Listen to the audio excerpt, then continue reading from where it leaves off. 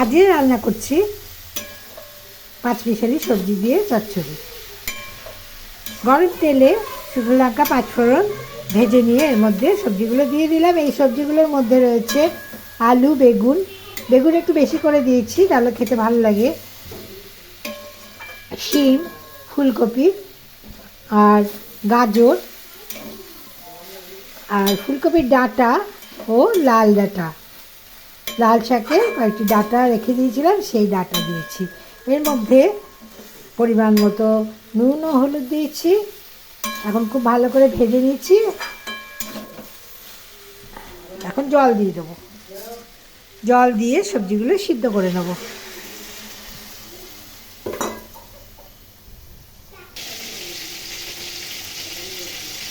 এর মধ্যে সামান্য চিনি দিলাম ও টমেটো, লঙ্কা, তিল, পোস্ত বাটা দিয়ে দিলাম।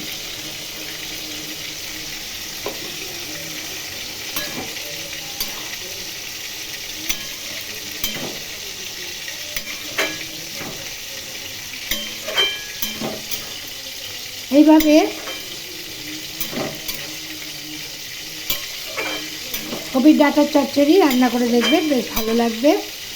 অল্প তেল ও মশলায় আমি রান্না করছি, আপনারা ইচ্ছা করলে আরও বেশি মশলা দিয়ে রান্না করতে পারেন। এখন লো ফ্লেমে আমি সিদ্ধ করে নেব।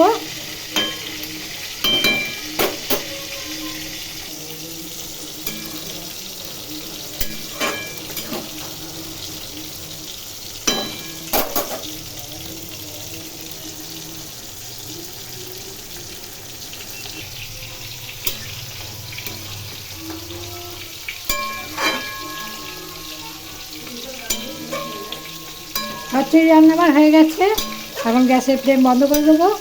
যদি ভালো লাগে আজকের এই চচ্চড়ি তাহলে আপনারা একটা লাইক, শেয়ার, কমেন্ট করবেন এবং চ্যানেলটি সাবস্ক্রাইব করার অনুরোধ রইল। সবাই প্রত্যেকে ভালো থাকবেন। আজকের এই রেসিপি দেখার জন্য আপনাদের অনেক অনেক ধন্যবাদ জানাই। নমস্কার।